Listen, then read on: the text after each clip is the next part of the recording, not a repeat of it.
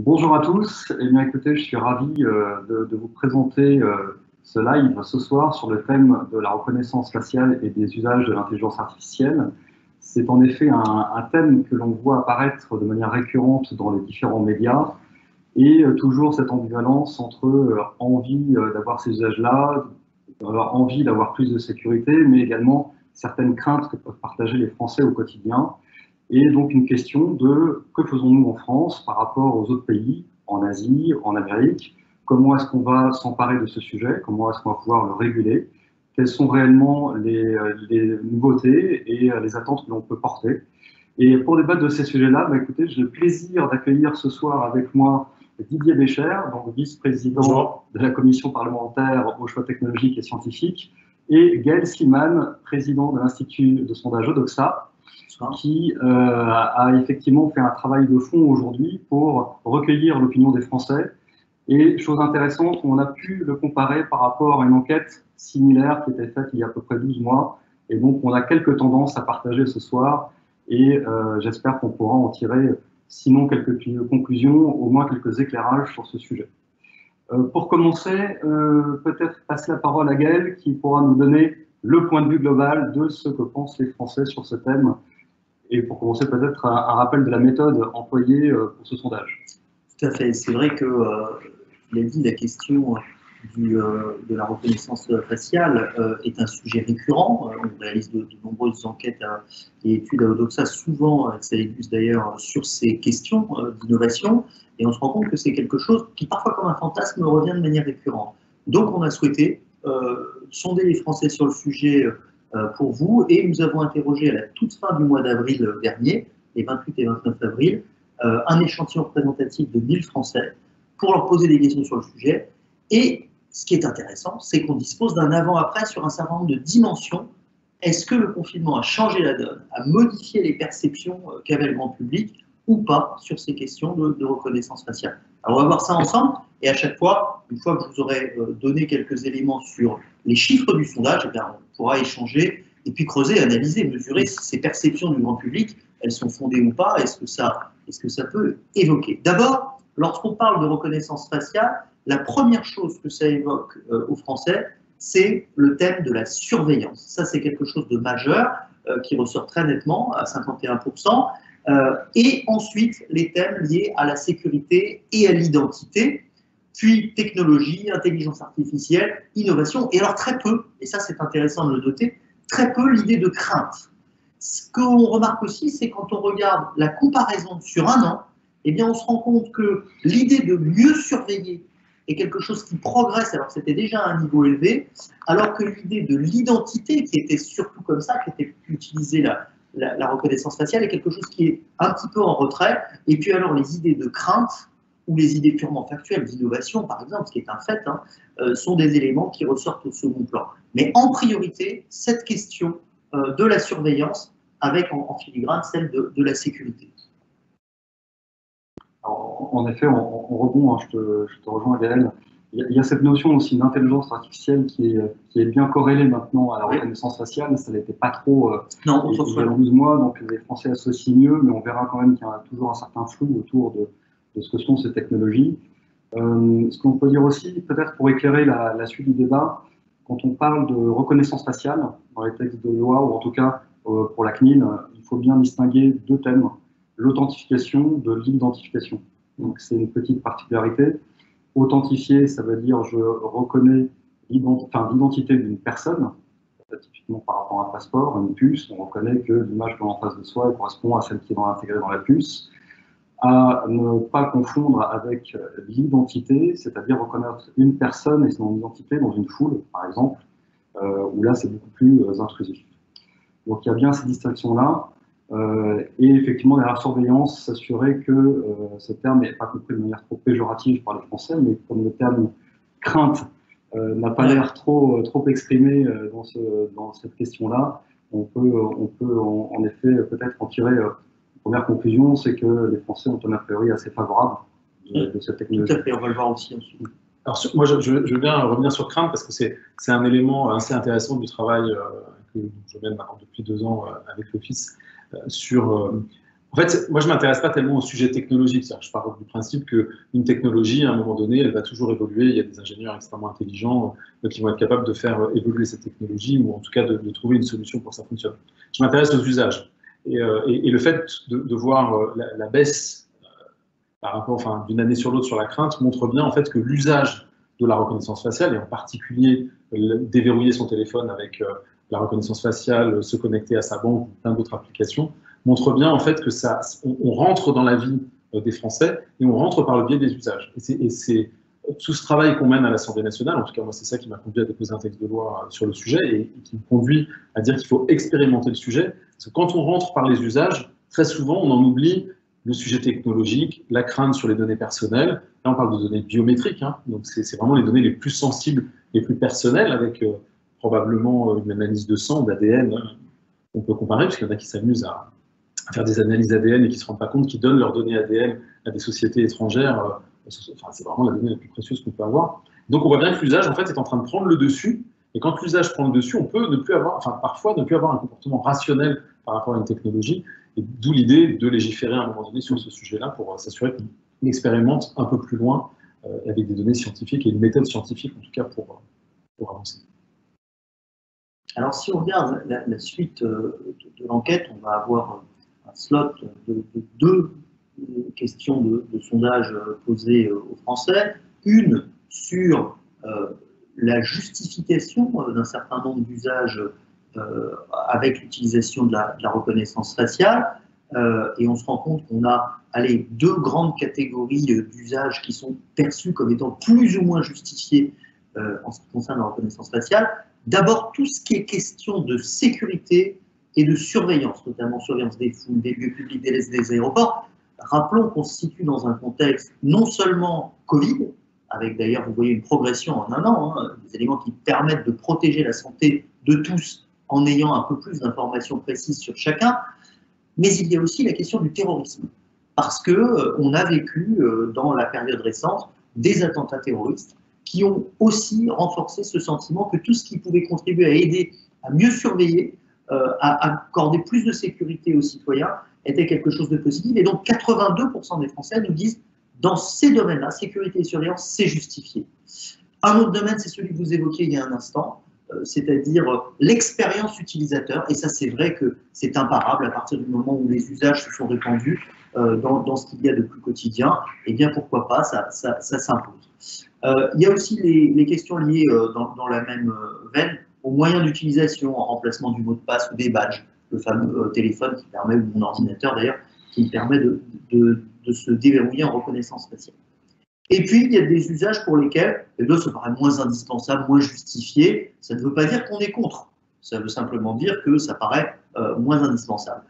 Par exemple, l'accès à des services ou à des moyens de paiement en ligne. Les usages récréatifs, par exemple, reconnaître des personnes sur des réseaux sociaux, ou bien les usages liés à la santé, à la beauté, type diagnostic en ligne ou recommandation de produits ou de traitement dermatologique. Encore une fois, ça ne signifie pas que les gens y soient hostiles, mais ce n'est pas le sujet qui leur semble le plus justifié. Et d'ailleurs, on va le voir avec le slide suivant, où on voit qu'il y a un domaine pour lequel, au-delà de justifier, pas justifier, l'idée de la reconnaissance faciale paraît tout simplement indispensable. On ne pourrait pas faire avec autant d'efficacité sans cela. C'est la question de la sécurité, avec cette question de la surveillance, notamment des foules dans les lieux publics, où là, les 3/4 des personnes interrogées nous disent « mais on ne peut pas faire ça aujourd'hui ». Donc là, il y a vraiment un enjeu majeur à ce sujet. Sur l'expérience utilisateur, là, on a une personne sur deux qui nous dit « on ne pourrait pas faire ça ». C'est vous dire si l'usage s'est imposé. Pour le reste, et c'est aussi pour ça que je vous disais tout à l'heure que sur les aspects santé, beauté, ce n'était pas forcément un refus ou un déni, c'est simplement l'idée que ce n'est pas forcément incontournable. C'est sans doute perçu comme un élément supplémentaire d'aide, on va dire, mais pas forcément quelque chose d'indispensable, comme d'ailleurs pour les usages récréatifs. Et on voit, dernier élément important, que cette question de sécurité et de surveillance progresse très nettement. En l'espace d'un an, on a une progression de 10 points par rapport à la première mesure que nous avions effectuée avant le Covid. Une remarque sur ces deux éléments. Alors, déjà, ça nous donne un Un enseignement qui est important, c'est que reconnaissance faciale tout seul, finalement, ça ne veut pas dire grand-chose. Donc on se rend compte très vite qu'il y a plusieurs cas d'usage. Et ce qui est intéressant, et c'est aussi une des conclusions des 2 ans de travaux que j'ai menés, c'est très difficile de parler de reconnaissance faciale de manière générale. On peut dire reconnaissance faciale pour déterminer la technologie, mais après, finalement, le type d'algorithme dont on va avoir besoin, donc l'intelligence artificielle qui va aider à la décision sur des images ou sur de la vidéo, va finalement, cette sensibilité, elle peut être très très différente en fonction du cas d'usage. En gros, aujourd'hui, on a identifié 4 cas d'usage très, très différents et qui ne nécessitent pas la même sensibilité. Et d'ailleurs, on voit très bien quasiment les 4 cas d'usage avec les questions qui ont été posées et la sensibilité des Français au sujet. Le premier cas d'usage, le plus classique, effectivement, c'est celui de la sécurité, où on voit très bien, on a l'expérience en France de Paraf, à l'aéroport, où on peut, en mettant son passeport dans la machine, la caméra vérifie si c'est bien la même personne que sur le passeport. Deuxième cas d'usage qu'on voit poindre de manière importante, c'est tout ce qui est gestion de flux. Grands événements, on pense évidemment aux Jeux Olympiques, où on se dit qu'à un moment donné, quand on a beaucoup de monde, ou si on veut fluidifier l'accès à un stade, par exemple, ou à un théâtre, ou des éléments, soit sportifs ou culturels, on va pouvoir utiliser, donc de manière volontaire, c'est vous avez donné votre photo pour un badge, et on va pouvoir accéder beaucoup plus facilement à l'événement.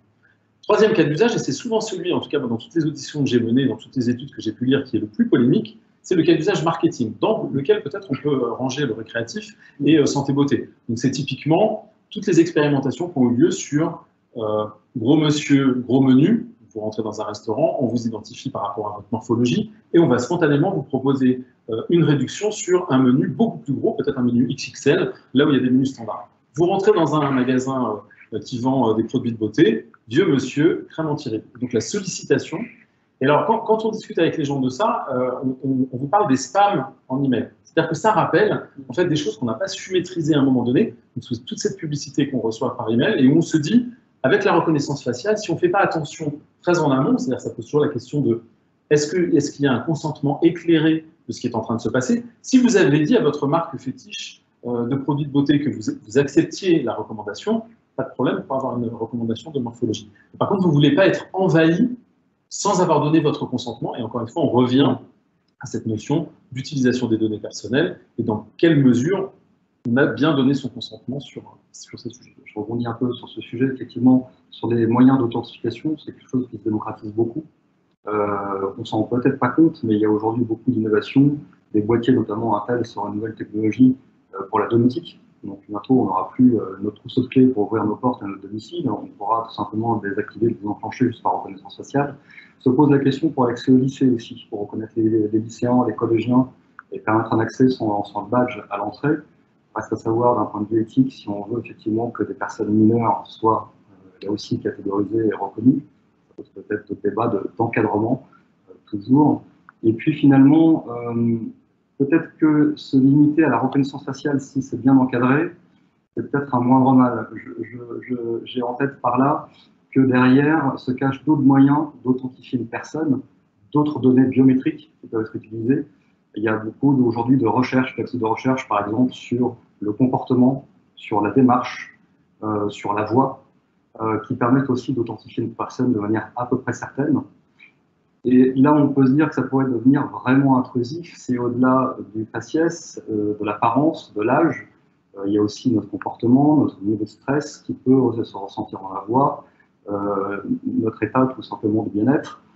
Là, effectivement, par recoupement, l'ensemble de ces caractéristiques biométriques pourrait peut-être poser un souci, effectivement, éthique. Donc, peut-être mettre quelques garde-fous sur l'utilisation en fonction des usages souhaités de ces différentes techniques. On peut voir, on rebondira peut-être sur le côté sécurité, mais là aussi, attention aux dérives. Alors en France et en Europe, de manière globale, on est assez bien protégé grâce au texte, notamment de la CNIL et du RGPD. On voit quand même qu'en Chine, il y a toujours cette dérive sécuritaire, ce qui fait qu'on en parle régulièrement dans les médias, qui faisait peur sur le scoring des personnes. Plus récemment, les forces de police sont maintenant équipées de lunettes qui embarquent des logiciels de reconnaissance faciale. Donc, tout simplement, un policier qui est déambule dans des rues d'une ville, en croisant simplement des personnes, sans qu'elles aient rien fait, va pouvoir tout de suite savoir si potentiellement c'est une personne suspecte, entre guillemets, ou pas, bien qu'elle n'ait rien fait et qu'il y ait juste un croisement physique dans une rue. Donc, attention quand même, ça peut interpeller. Ouais, là aussi, pour être bien précis, parce que c'est important pour ceux qui nous écoutent, c'est-à-dire que c'est évidemment pas de la science-fiction. La preuve en Chine, voire aux États-Unis, on peut le faire. La technologie, encore une fois, n'est pas un problème. Par contre, la réalité de notre fonctionnement en Europe et en France fait qu'avec le règlement RGPD, ça n'est pas possible. Je rappelle que sur une enquête de police, hein, typiquement derrière la sécurité, souvent c'est les exemples qu'on connaît le mieux, il y a une enquête et donc il y a quelqu'un qui est passé à un moment donné dans une rue, il y a une captation vidéo parce qu'il y a quasiment de la vidéoprotection dans toutes les villes, on ne peut consulter ces images que sur commission rogatoire. C'est-à-dire que s'il n'y a pas d'enquête, s'il n'y a pas un juge qui a ouvert une enquête disant oui effectivement on cherche des personnes qui avaient une chemise rouge, qui sont passées à peu près à cette heure-là, etc., les policiers ne peuvent pas croiser les images ni les proposer à la police. Donc, il faut forcément, en France, qu'il y ait l'intervention d'un juge. On n'a pas par définition des fichiers à notre disposition, où la police, hein, il y a souvent des gens qui fantasment par rapport à ça, la police n'a pas à sa disposition des fichiers qu'elle pourrait croiser selon son bon vouloir. Pareil, quand vous êtes la RATP et la SNCF et que vous avez des caméras que vous utilisez, si un juge vous demande de donner des images vidéo, alors faut-il encore être dans le délai pendant lequel on a conservé les bandes, hein, c'est uniquement 3 mois. Donc, avec la commission rogatoire, on peut les entendre un petit peu, mais les données vidéo sont détruites en France. Hein, donc, il y a un moment donné, si vous dépassez les délais, même une commission rogatoire, on ne peut rien faire. Donc ça, c'est important, on est vraiment protégé en France. Maintenant, on a des vraies difficultés, hein, on parlera probablement de la souveraineté, c'est que toutes ces technologies, en fait, ne se sont pas entraînées sur des données françaises, donc sur des images et des photos françaises et européennes. Donc, si on veut travailler sur les biais, c'est-à-dire mieux reconnaître à un moment donné, être sûr qu'on a un matching correct entre ce qu'on cherche et les données qui sont à notre disposition, il faut qu'on puisse s'entraîner et il faut qu'on puisse faire tourner en fait l'ensemble de ces algorithmes, hein, puisque tout le monde sait, les algorithmes, ils apprennent, plus ils voient de photos, plus ils apprennent, sur des photos françaises et européennes. C'est la difficulté aujourd'hui, hein, c'est pour ça que moi j'ai proposé dans le cadre de Steak de Voix un cadre d'expérimentation pour que l'ensemble des personnes qui travaillent sur ces sujets, les industriels ou les collectivités, puissent mettre en commun les données pendant 3 ans. On fait tourner et on entraîne les algorithmes et on répond aussi à notre question de souveraineté. Ce n'est pas uniquement des photos qui sont disponibles sur Google ou des photos des étudiants américains qui servent de base à tous ces algorithmes. Je crois d'ailleurs que les performances sont assez hallucinantes. Hein. Il y a encore 4 ans, elles étaient l'ordre d'à peu près 80% de reconnaissance. Et depuis ce dernier mois, depuis l'année 2020, on est à une performance de plus de 99% de reconnaissance. Jamais un smartphone ne se trompe, sauf si effectivement on a un masque et des lunettes de soleil, mais sinon sur un visage non masqué. Ou si on a vraiment fait une soirée très heureuse. mais c'est mauvais signe. Mais là aussi, je trouve que ce qui est intéressant avec les cas d'usage qui transparaissent dans le sondage, c'est qu'encore une fois, je pense qu'on n'a pas besoin de la même sensibilité. Donc pour les industriels et pour nos usages à nous, on peut tout à fait tolérer, quand vous êtes dans une expérience marketing, par exemple, que finalement la sensibilité de l'algorithme, il n'a pas besoin d'être à 99%. Si finalement l'analyse de la morphologie vous fait tomber à côté, il n'y a pas mort d'homme. On s'imagine bien que sur de la sécurité, si on est dans une enquête, voilà, une enquête ou de la justice, il faut qu'il y ait un matching beaucoup plus important.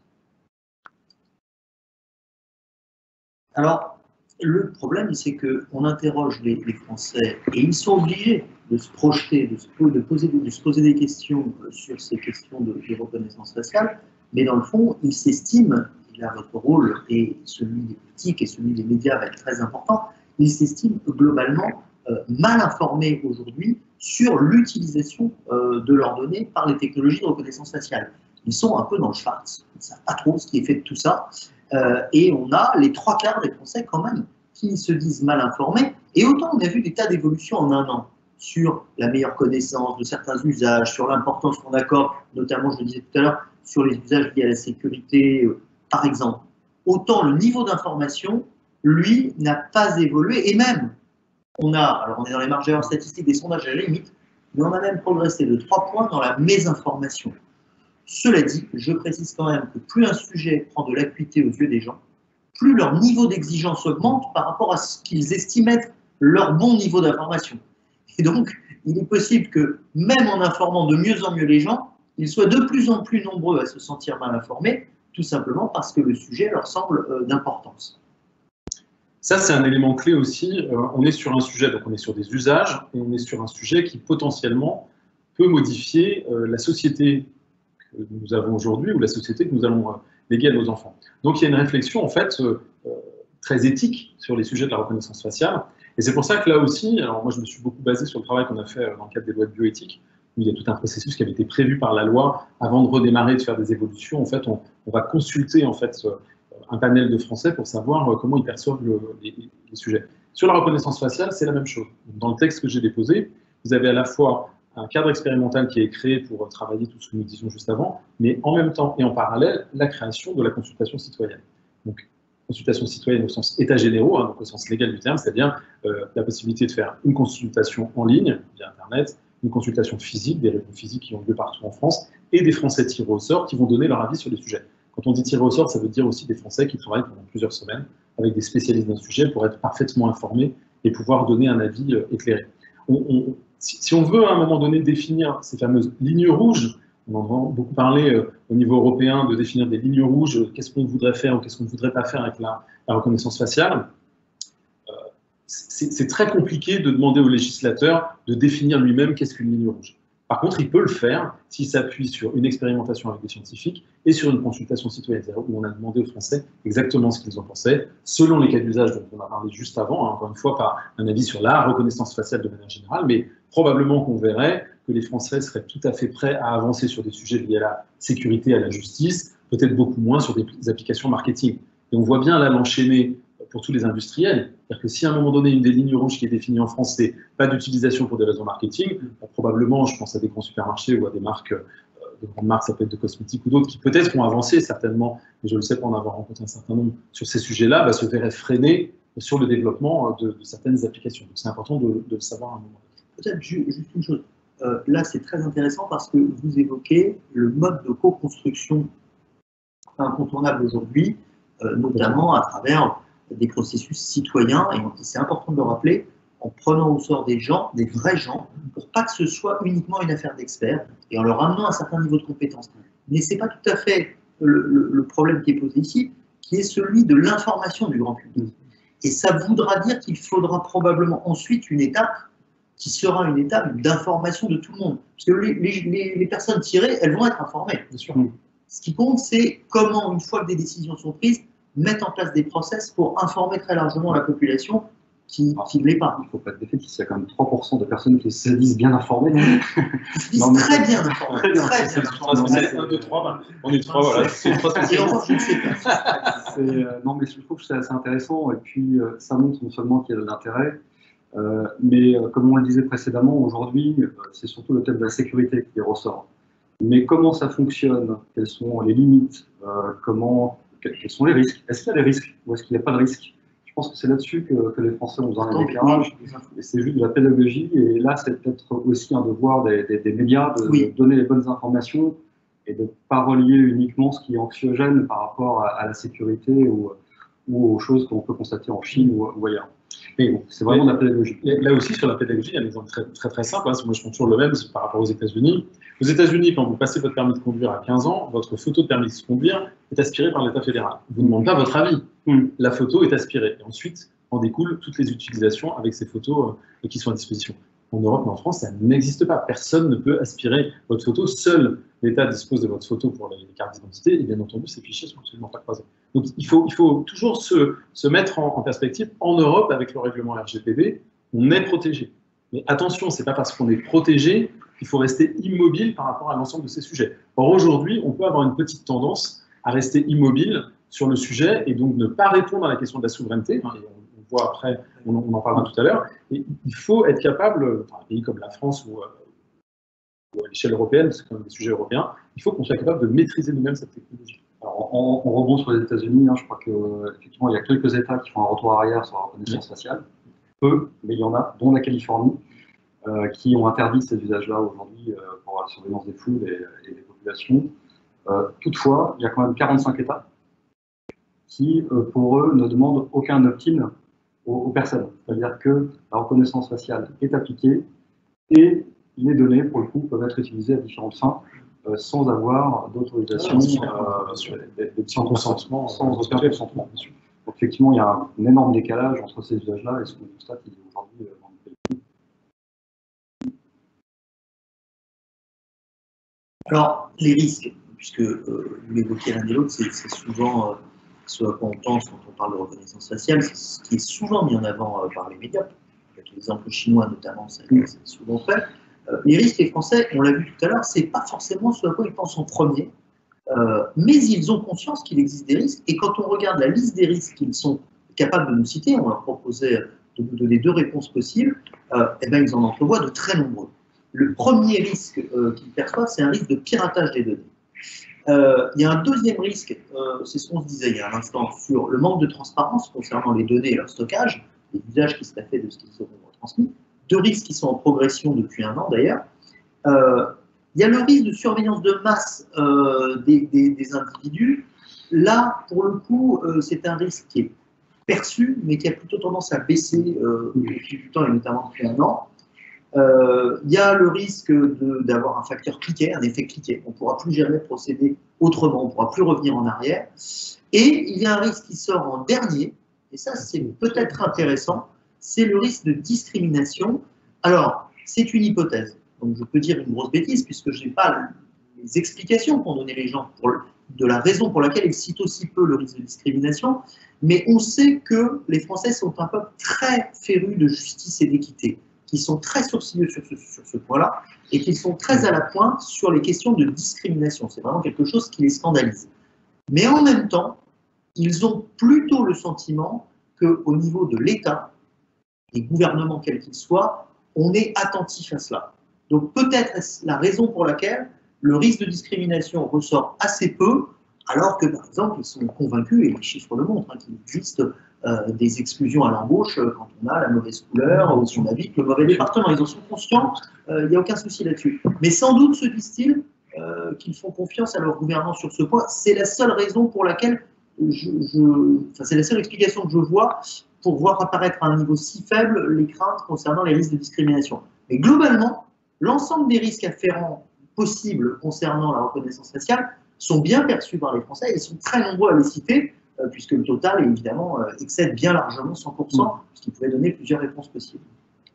Je crois qu'il y a différentes interprétations de ce questionnaire. Il y a plusieurs angles de commentaires, en tout cas. Sur les risques de piratage des données, ça montre aussi peut-être une méconnaissance de ces mécanismes. Aujourd'hui, ce qui est important, là où potentiellement il y a un risque, ce sont sur toutes les données dites d'apprentissage qui vont permettre aux algorithmes d'être performants. Maintenant, dans l'exécution d'un algorithme, la photo finalement ne transite pas, n'est pas stockée dans la plupart des cas. Elle est juste utilisée pour le traitement face à son double numérique, si vous voulez, on la compare. Et s'il y a match, il y a match, la personne est identifiée. S'il n'y a pas match, voilà, le résultat est KO et c'est tout. Donc il n'y a pas de risque de se faire voler son identité par cet usage-là. Donc je pense que c'est une méconnaissance du mode de fonctionnement. Est-ce que ce n'est pas plutôt un risque, je me mets à la place du grand public interrogé, un risque de quelqu'un usurpe ma photo pour accéder à mon compte bancaire ou à je ne sais quoi, quelque chose comme ça. Voilà. Il y a énormément de hackers qui se sont amusés à essayer de prendre en défaut des outils de reconnaissance, soit par des photos, soit par des masques 3D, par différents types de procédés. Et aujourd'hui, c'est très très difficile. Ce qui ressort, c'est que c'est très difficile, ou si ça peut fonctionner, c'est pas industrialisable. Donc c'est intéressant, c'est-à-dire que sur la masse, il y a là aussi, je ne dis pas qu'il y a peu de chance, je ne dis pas qu'il n'y a pas de chance, mais il y a très peu de chance de se faire usurper son identité par un hacker sur un système de reconnaissance. C'est relativement bien sécurisé. Là où il y aurait plus un risque, à mon avis, et je pense que Didier pourra certainement rebondir, c'est sur l'usage que l'on en fait.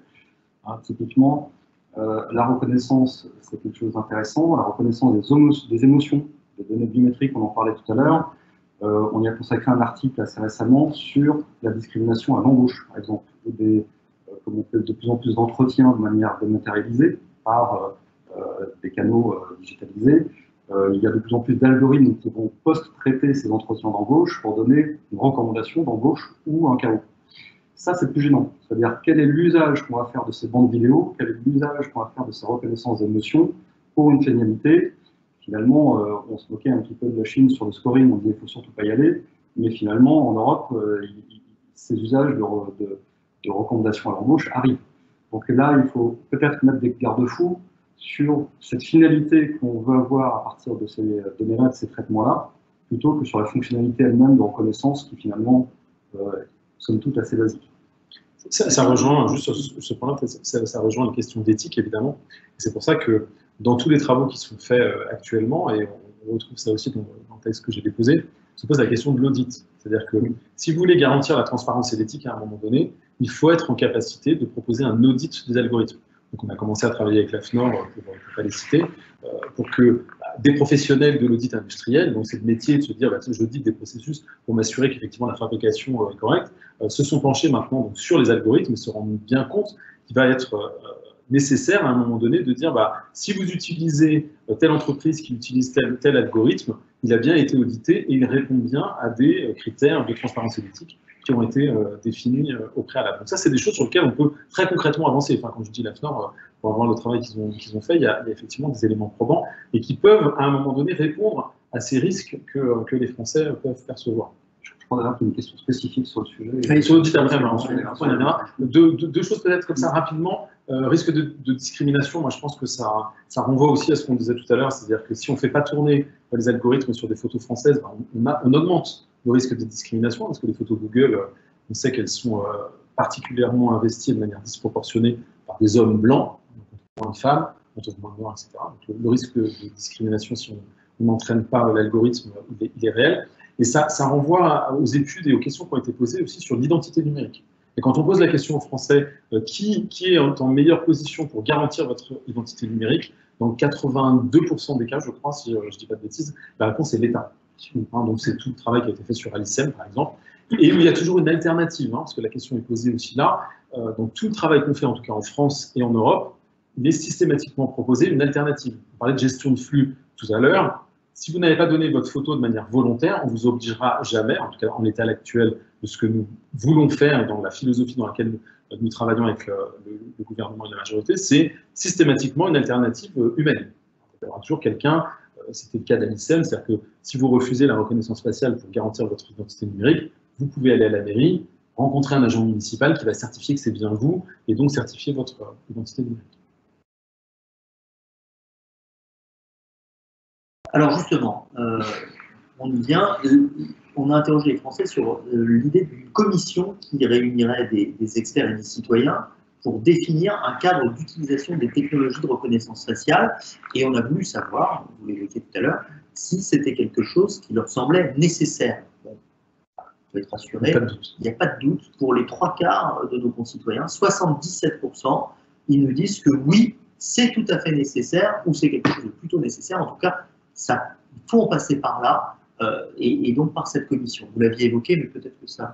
Oui, c'est ce que vous disiez tout à l'heure, c'est qu'aujourd'hui, dès l'instant où on est sur des sujets où il va y avoir une modification potentielle de la société, on ne peut plus échapper à ce qu'on appelle les états généraux, en tout cas la consultation citoyenne. Il y a des élus, bien entendu, on est élus de manière démocratique et on est là pour représenter les Français, voter des textes de loi, proposer des lois qui correspondent à un programme qu'on a défendu, pour lequel on a été élu. Mais à un moment donné, quand vous touchez, on l'a vu dans le cas de bioéthique sur la procréation médicale assistée, donc on sent bien qu'il y a des évolutions de société qui se profilent. Il faut s'assurer que les citoyens sont bien en phase avec les décisions qu'on est en train de prendre.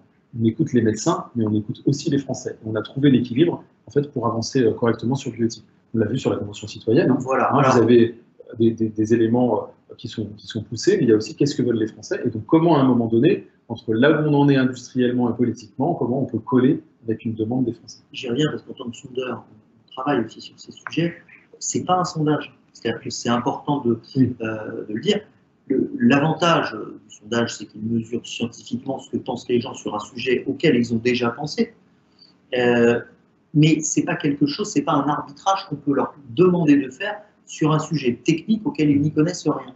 Donc pour cela, on est obligé d'injecter un niveau d'information, un niveau de connaissance, un niveau d'expertise pour que des vrais gens, et pas des experts ou des élites uniquement, puissent prendre une décision. C'est important de le dire parce que souvent, aujourd'hui encore, les gens voient mal ce que sont ces processus et ces commissions. Je vous raconte une toute petite anecdote pour montrer à quel point la consultation citoyenne est importante. Dans le cas de bioéthique, donc il y a eu 25 Français tirés au sort, qui ont travaillé pendant 5 week-ends avec des experts. Alors, bioéthique, c'est l'ADN, c'est les cellules souches, enfin, c'est pas que la PMA, que tout le monde peut comprendre, c'est des sujets scientifiques extrêmement pointus.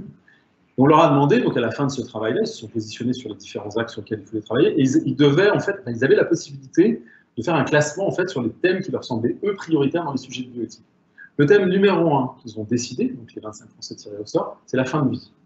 Est-ce que pour autant, dans ce travail qui a été fait. Est-ce que c'est le sujet politique qu'on a traité en premier dans bioéthique?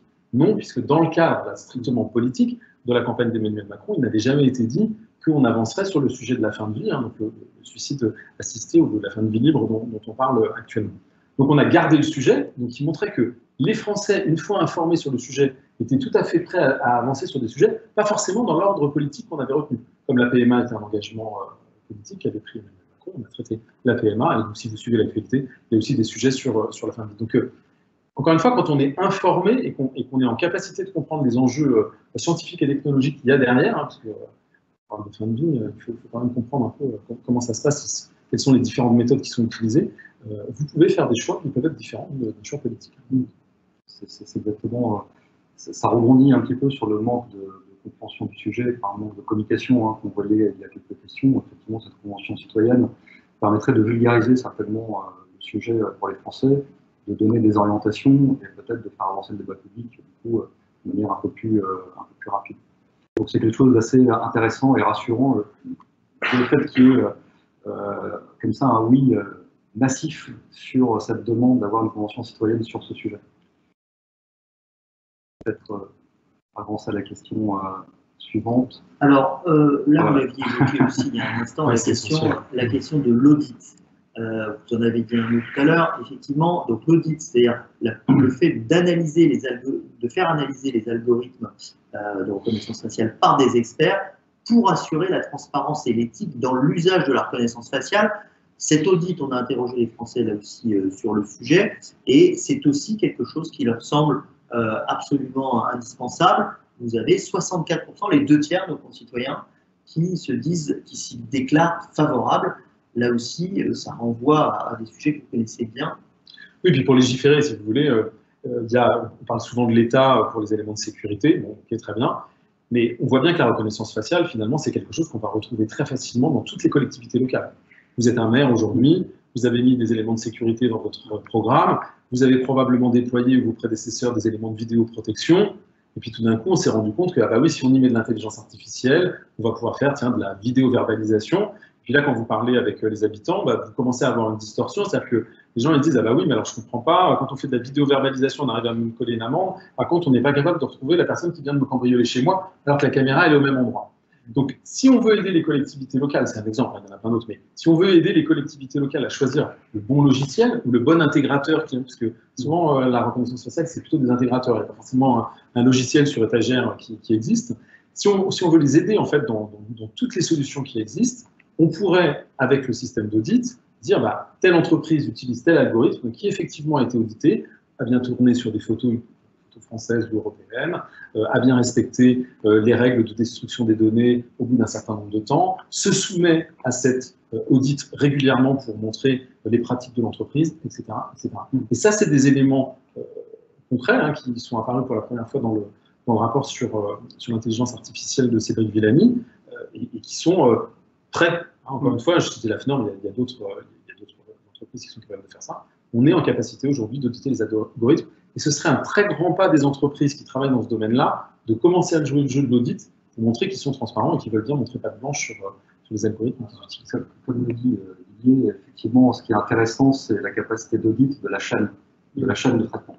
C'est-à-dire des phases d'entraitement, au stockage de l'information, à la finalité, au processus de destruction. C'est vraiment cette chaîne qui mériterait effectivement quasiment le dépôt dans la benne d'approbation.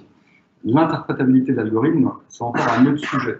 C'est un sujet pour lequel, qui nous intéresse nous beaucoup d'un point de vue technique, sur lequel on a beaucoup investi en recherche et développement.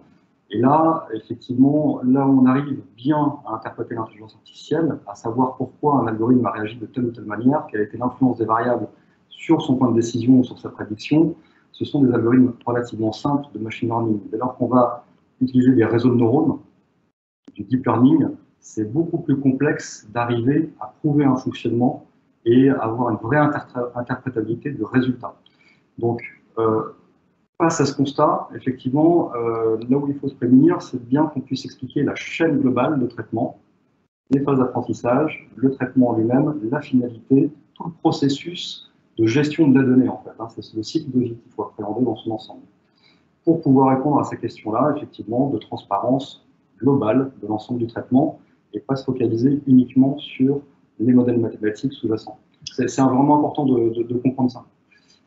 Enfin, je te rejoins complètement. Ce qui peut être une voie française et une voie européenne, comme les RGPD ou notre fonctionnement avec la CNIL, c'est justement d'aller petit à petit vers ces sujets d'audit, c'est-à-dire soumettre les industriels. Si on ne veut pas mettre des lignes rouges partout, parce qu'en fait, le problème qu'on a par rapport à d'autres pays, c'est que si on n'est pas capable d'auditer, on va mettre des lignes rouges. Donc on va dire, ah ben non, on ne fait pas de reconnaissance faciale à la volée dans une foule quand il y a une grande manifestation parce qu'on a décidé qu'on ne devrait pas le faire. Par contre, si on arrive à progresser sur les systèmes d'audit et que donc nos industriels qui veulent travailler en Europe, voire qui sont français ou européens, qui rentrent dans ce dispositif de transparence et d'éthique, pourront être sur un processus de recommandation et donc du coup pouvoir travailler beaucoup plus largement que ce qui est fait aujourd'hui. Et c'est un moyen de rassurer les Français de manière très concrète, encore une fois. Passer la question. Alors, on a parlé de souveraineté sur ces questions-là tout à l'heure, on a abordé ce sujet. On a précisé aux Français que les logiciels de reconnaissance faciale qui utilisent et stockent les données biométriques, vous l'avez évoqué tout à l'heure, c'est souvent des choses qui se font à partir de banques Google ou qui se situent à l'étranger. Est-il important que la France se dote des moyens de développer et d'exploiter ses propres technologies d'intelligence artificielle plutôt que d'utiliser des technologies étrangères? La réponse est massivement oui. Il y a sur ce point une très forte attente de souveraineté de nos concitoyens. Ils sont 82% à dire que ce serait important de parvenir à faire. Alors, il y a le dire et le reconnaître, et après, il y a passer à l'action. Alors, déjà, moi, je trouve ça plutôt rassurant, en fait, qu'il y ait une bonne compréhension sur le côté stratégique du sujet, et donc c'est quelque chose que la France doit maîtriser. Alors, en plus, c'est pas comme si en France, on n'avait pas des champions du monde du sujet. Hein. Je ne vais pas citer tous les acteurs, on a même une ancienne entreprise nationale qui s'appelle Manigo maintenant, qui est spécialisée dans le sujet. Il y en a plein d'autres, hein. Il y a plein de startups aussi qui travaillent dans ce domaine-là. Donc, il faut qu'à un moment donné, on soit en capacité de les laisser aussi investir, parce qu'on voit bien que notre écosystème de start-up, il est prêt, il invente, il innove, mais par contre, s'il n'y a pas de capitaux français qui sont injectés, on a très vite des Américains ou des Asiatiques qui sont prêts à injecter de l'argent dans ce domaine-là. Donc la souveraineté, dès l'instant où on est sur des sujets d'algorithme et là de reconnaissance faciale, je pense que c'est quelque chose qu'il faut qu'on ne perde absolument pas de vue. Alors, dans le texte de loi que j'ai déposé, l'idée de l'expérimentation, c'est aussi ça, c'est créer des écosystèmes pour que les gens travaillent ensemble et qu'à la sortie, le mois d'expérimentation, c'est 3 ans. Hein. Donc au bout des 3 ans, ce qui est très rapide sur un cycle industriel de recherche, on puisse avoir des clusters universitaires qui soient localisés un peu partout en France pour avoir cette vraie compétence, si c'est dans le sud de la France ou, j'en sais rien, en Ile-de-France, peu importe, là où il y a les ressources universitaires et industrielles qui travaillent ensemble, on puisse créer cet écosystème qui permet un financement beaucoup plus simple par la suite. Tout à fait, je trouve que cette idée d'expérimentation est extrêmement intéressante puisque c'est ce qui manque aujourd'hui aux industriels français, aux startups. Techniquement, je pense qu'on n'a pas à rougir face aux autres pays. Il y a des excellentes écoles d'ingénieurs, des excellents chercheurs. Donc techniquement, on sait faire aussi bien que les nations étrangères. Par contre, le terrain de jeu, c'est lui qu'il faut définir et avoir ce terrain de jeu en France. C'est-à-dire qu'un Google qui accumule par exemple des images, des photos depuis des décennies par un million, voire milliards, forcément, ils ont des bases colossales d'apprentissage et ils prennent le pouvoir. Et ils ont des algorithmes plus performants parce que tout simplement, ils ont plus de capacités à traiter et à apprendre. Ce qu'il faut offrir aujourd'hui à notre tissu industriel français, c'est cette capacité, effectivement, à avoir des cadres d'expérimentation réels, terrain, pour pouvoir améliorer la performance de leurs produits et arriver au même niveau de performance et rendre ces usages scalables, c'est-à-dire diffusables, démocratisables, au travers de services, de produits qu'on aurait à commercialiser en France et même ailleurs, en Europe ou dans le monde. Et effectivement, c'est là où on est en retard aujourd'hui. Hein. On avait parlé aussi de souveraineté sur le cloud. On est quand même en retard aussi sur le sujet. On est en retard, on le voit bien aussi, sur la capacité, non pas d'innovation, mais la capacité d'application de l'intelligence artificielle sur le terrain. Donc c'est là où effectivement une réglementation pourrait être intéressante pour offrir ces possibilités terrain. Alors, on a probablement progressé. Alors l'exemple du cloud est vraiment excellent parce que c'est typique probablement d'un truc qu'on a un peu loupé, mais c'était il y a longtemps et je pense que les industriels, du coup, en ont tiré quand même des enseignements. Et quand on parle aujourd'hui, cette loi d'expérimentation, je ne l'ai pas inventé comme ça, hein, c'est le fruit des auditions. On sent bien que l'écosystème il est prêt à travailler ensemble et tester des choses pour avancer. Donc, je pense que là aussi, on a fait du chemin en fait, sur la nécessité de, quand on est sur des technologies nouvelles, de se mettre ensemble et d'être plus fort et éviter de tirer un peu de tous les côtés sur la technologie. Ouais. Donc, je crois qu'on a fini à peu près les questions du sondage. Peut-être un petit mot comme ça, une overview, Didier, peut-être un sentiment par rapport à l'ensemble de ces questions d'opinion des Français. Et puis peut-être quelques questions qui seront posées aussi. N'hésitez pas, si vous avez des questions, notamment à poser à Didier, ça peut être le bon moment pour exprimer vos opinions et demander des détails. Alors moi, ce qui est toujours fascinant, je trouve, dans ces enquêtes, on retrouve systématiquement, c'est que dès qu'on est sur des usages, on sent en fait que finalement les Français ils sont toujours beaucoup plus près que peut-être les protections que nous, législateurs, on voudrait mettre, parce qu'on se dit, oulala, c'est un sujet polémique, donc comment on va faire, les gens ne vont pas être d'accord, il n'y a pas consensus, etc. Et vraiment, enfin, il y a plein d'enquêtes qui ont été faites, et d'année en année, elles montrent toutes à peu près la même chose, c'est que les Français, ils sont prêts, ils veulent juste qu'on ne les prenne pas pour des idiots et qu'on ait de la transparence et de l'éthique. Donc ça, c'est plutôt pas mal. On est aussi sur des sujets... je donnerai juste cet exemple pour un peu en résumer, c'est que l'actualité aussi sur la reconnaissance faciale nous fait avancer tous les jours. Pendant le Covid, j'ai un exemple en tête particulier, il y a une start-up française qui est issue d'un laboratoire, je vais citer, c'est Datacalab, qui a travaillé pendant toute la période de pandémie en expérimentation, dans un cadre expérimental et aidé par un décret, pour mesurer qui portait un masque ou pas sur la ligne 13 du métro à Paris. Je pense que vous connaissez le sujet. Donc, on voit bien poindre, et d'ailleurs, ils vont travailler sur le concert test d'Indochine pour savoir combien de personnes portent effectivement le masque pendant ce concert test. Donc, on voit bien que dans cette période de pandémie, alors si jamais la pandémie se répète, mais on a pu comprendre que malheureusement, peut-être, c'est des choses qu'on ne pourrait pas éviter dans les années à venir.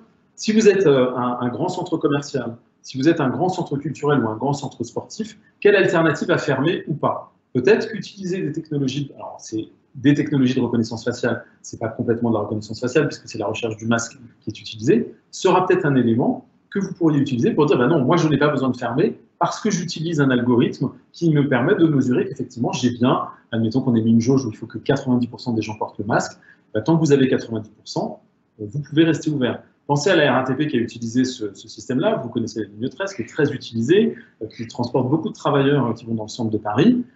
Est-ce qu'il fallait augmenter la fréquence ou diminuer la fréquence? Globalement, la RATP a diminué la fréquence de ces métros, pas sur la ligne 13, parce que justement, elle a pu dire, en utilisant une technologie française, que les gens qui étaient sur la ligne 13 portaient bien un masque. Donc on voit bien qu'il y a des éléments extrêmement positifs de ces technologies qui peuvent être utilisés et que les Français seront ravis d'utiliser. Un autre exemple comme ça rapidement, dans l'expérimentation de Nice, qui est très très intéressante, même si elle n'a pas toujours été faite dans un cadre extrêmement scientifique, c'est retrouver des enfants dans la foule, des enfants qui se perdent dans le métro, ou retrouver des malades d'Alzheimer.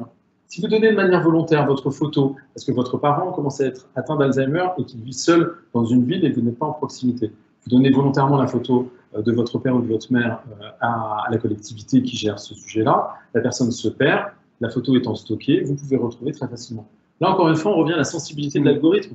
Si l'algorithme n'est pas très sensible, c'est pas très grave si vous retrouvez 15 personnes et que parmi ces 15 personnes, il y a la personne âgée. On voit un usage, un nouvel usage. On vieillit, hein, je vous rappelle, de plus en plus à la maison et on souhaite rentrer de plus en plus tard en EHPAD. Hein, c'est 82 ans en EHPAD, donc c'est très âgé. Voilà un usage qui peut permettre de rester un peu plus longtemps chez soi, même avec une maladie compliquée comme Alzheimer, avec la technologie qui aide à retrouver les personnes quand elles se perdent. Alors Didier, nous avons pas mal de questions qui sont arrivées. Je ne suis pas sûr qu'on puisse répondre à toutes, mais principalement pour toi. Alors, première question, par rapport à la loi de sécurité globale, des policiers peuvent se balader avec des technologies de reconnaissance dans quel cadre?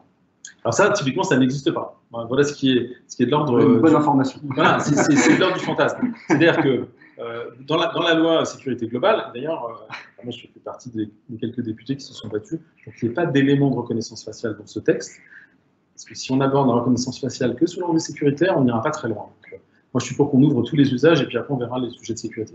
Mais typiquement, même pour les caméras piétons qui étaient utilisées pour l'instant en test, hein, qui vont être généralisées avec la loi de sécurité globale, c'est pas parce qu'on vous filme qu'il y a de la reconnaissance faciale. On vous filme pour s'assurer que ce qui se passe aussi bien pour la personne que pour le policier est respectueux des règles qui sont en place. Si dans le cadre d'une altercation, il y a quelque chose qui se passe de particulier et qu'il y a un juge qui est saisi parce qu'il y a eu une loi qui a été enfreinte à un moment donné. Commission rogatoire, et là, on pourra utiliser les éléments.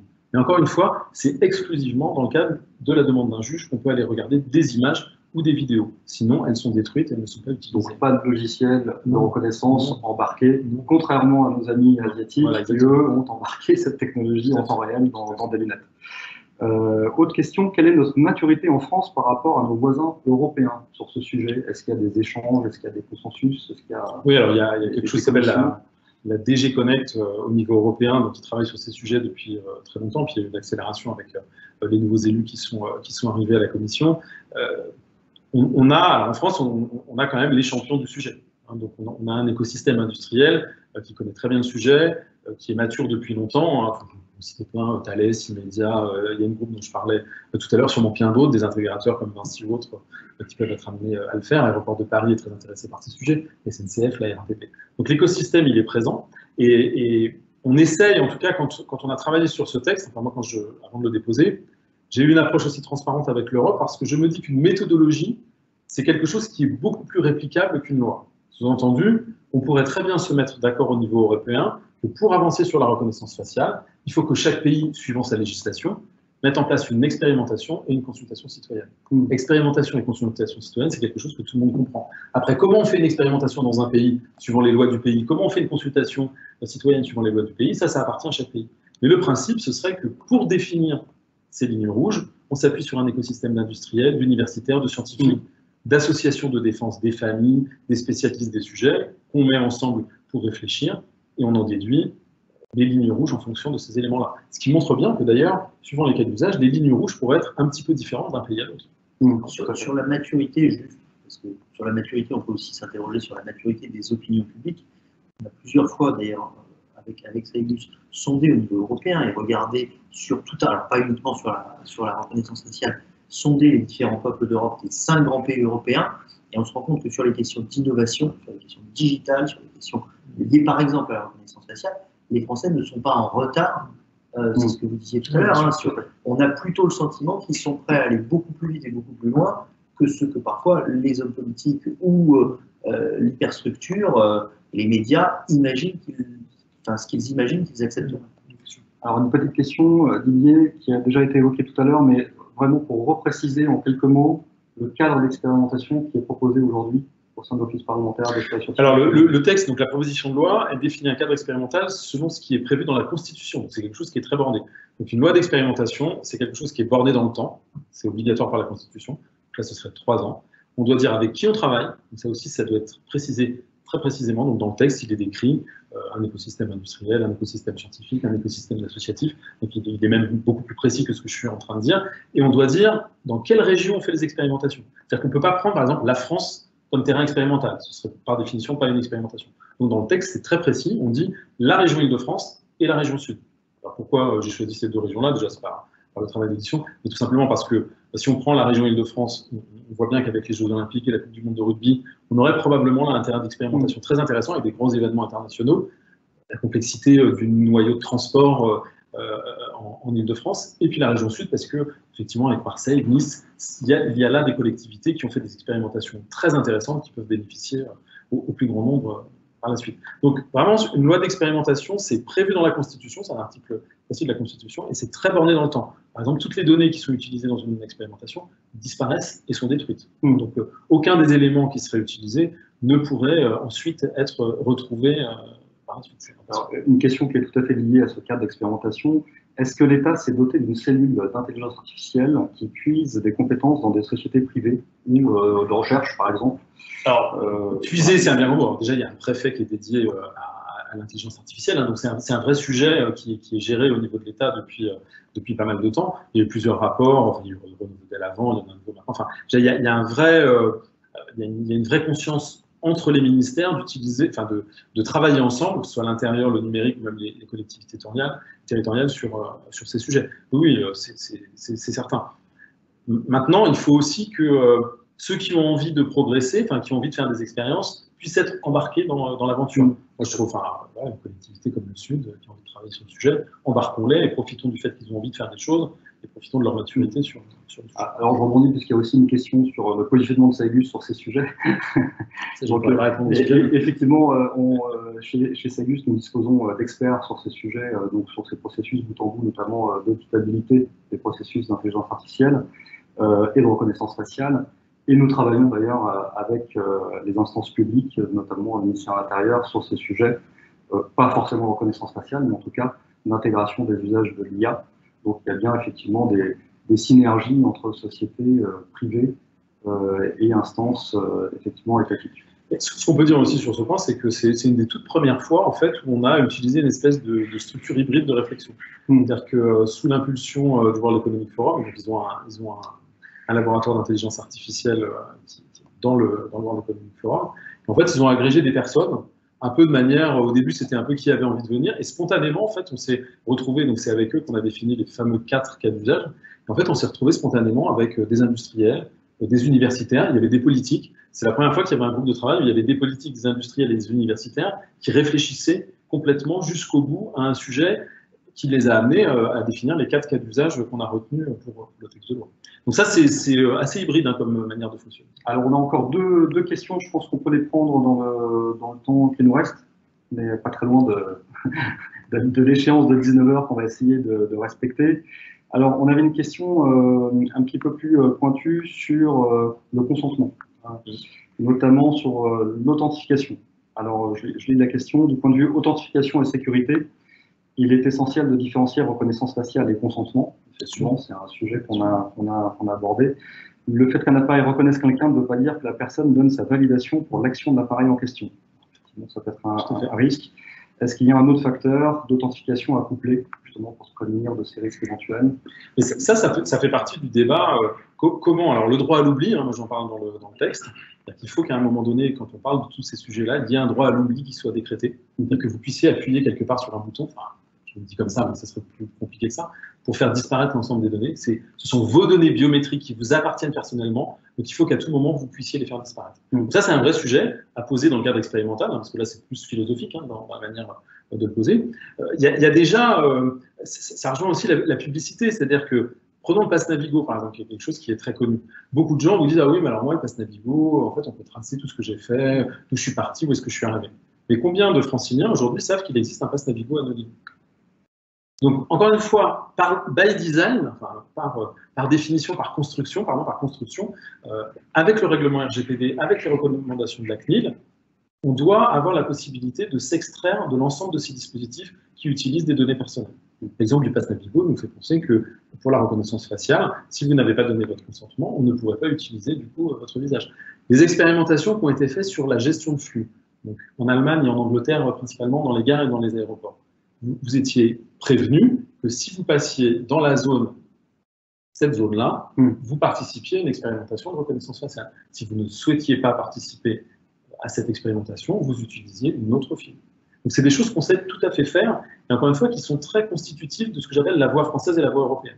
Donc ça, c'est des éléments qu'on a vraiment ancrés dans notre ADN pour construire l'évolution dans ce domaine. C'est bien parce que ça rejoint la dernière question, qui est vraiment sur ces principes-là.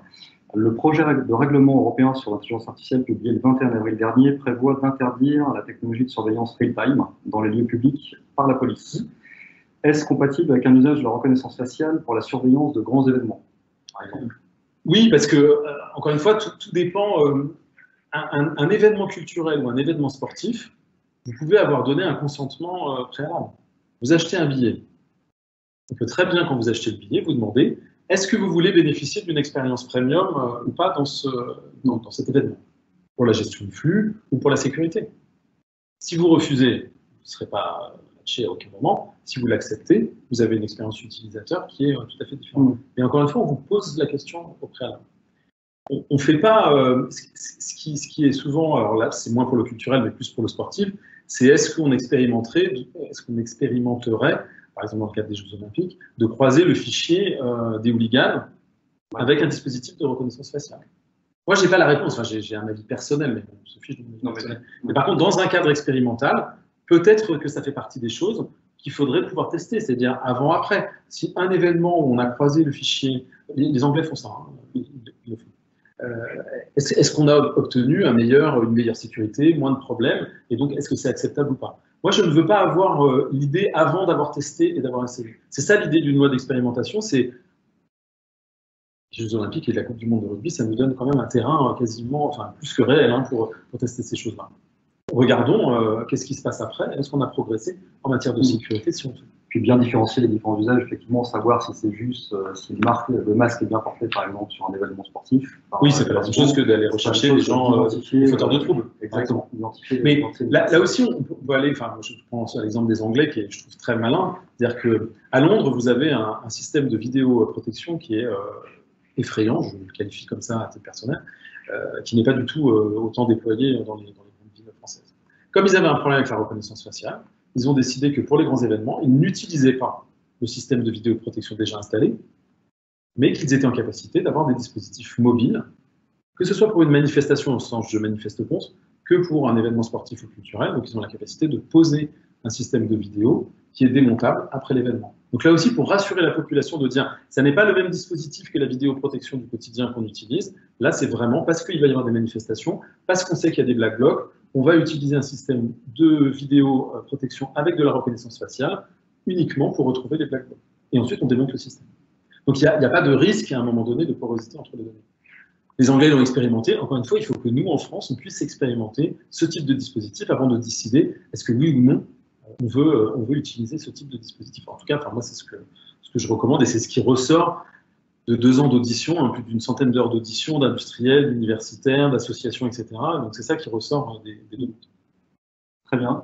Je crois qu'on a fait le tour des questions qui étaient posées en respectant l'horaire en plus. Bon, bravo. Merci messieurs. Merci à vous pour votre participation et puis pour avoir exprimé des idées et passé l'ensemble des thèmes de manière assez concise. Merci encore à tous les participants de nous avoir suivis. Je pense qu'il y aura un enregistrement de cette vidéo qu'on pourra éventuellement diffuser si vous voulez retrouver des informations plus détaillées. N'hésitez pas aussi à nous contacter si vous voulez poursuivre l'échange dans les jours à venir. Ce sera un plaisir de pouvoir répondre et puis continuer à vous aiguiller sur ces thèmes qui sont passionnants. Merci encore, messieurs. Merci. Très bonne soirée. Et puis à bientôt pour une prochaine table ronde. À bientôt.